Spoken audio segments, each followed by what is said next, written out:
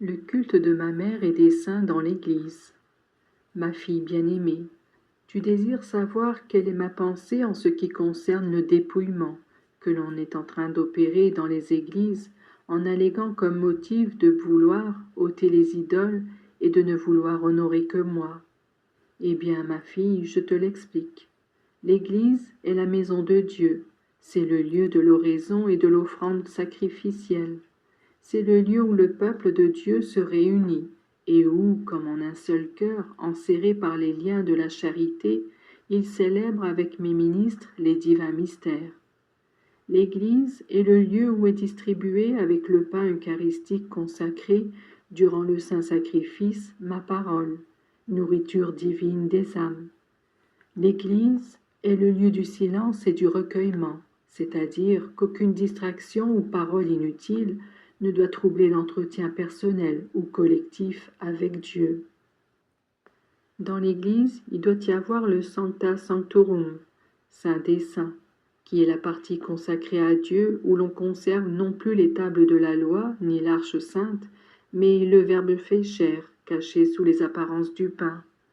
C'est avec respect, avec crainte et tremblement que mes ministres devraient accéder au saint tabernacle, et le considérant comme ma demeure, celle même de mon corps, réel et présent qu'invisible, ils devraient raviver leur foi chaque fois qu'ils s'avancent pour ouvrir cette petite porte, et réfléchir sur l'état de leur conscience, non seulement lorsqu'ils approchent du Saint des Saints, mais aussi quand ils le prennent dans leurs mains. Le culte de la Vierge, ma mère, et des saints a apporté dans l'Église une note joyeuse qui ne s'accorde pas toujours avec le respect dû à la présence réelle du Fils de Dieu dans le tabernacle, présence que parfois l'on oublie et outrage. La présence des images sacrées dans les églises doit être une aide pour monter jusqu'à Dieu et non un but en soi. Voilà pourquoi certains de mes ministres, dans le dessein de mieux orienter l'esprit et le cœur des fidèles vers Dieu, ont pensé à ôter tout ce qui pouvait être source de distraction. Ôter tout ce qui sent la superstition ou tout ce qui peut être source de gain est très juste, car la dévotion envers les saints doit être comprise comme une école de l'amour envers Dieu et le prochain, et non comme une substitution à Dieu lui-même.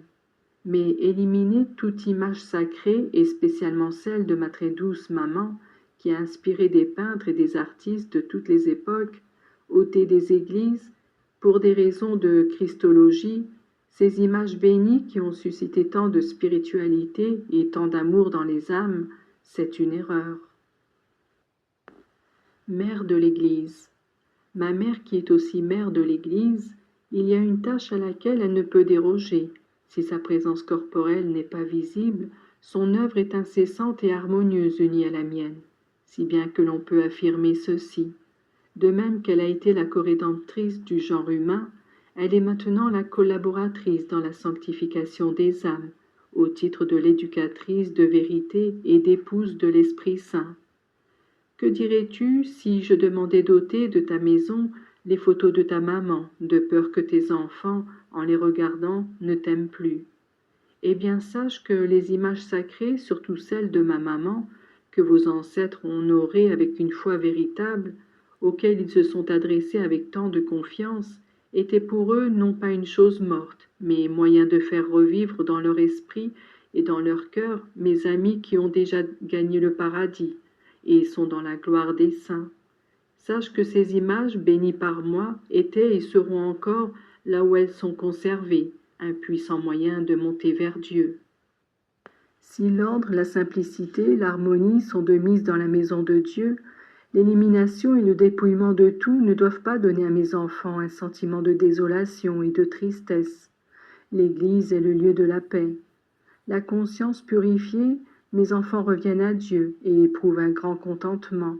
Puis ils s'adressent à ma maman et à mes amis les saints, et ils leur demandent du secours pour persévérer dans le bien. Les saints intercèdent du ciel, mais vous, vous êtes humains, les esprits, vous ne vous les représentez pas. Une image vous rend une réalité, elle vous est une aide pour voir, pour parler, pour promettre. À quelques images auxquelles se sont adressés des hommes de grande foi, j'ai donné la force de la vie, et elles ont parlé. Te rappelles-tu la Vierge qui a répondu à la salutation de Bernard? J'ai rendu quelques statues très miraculeuses à cause de la foi avec laquelle mes enfants les ont honorées. Si mon image a parlé à François, à San Damiano, ma maman n'a pas manqué de parler au cours des siècles grâce à de nombreuses statues qui se sont animées.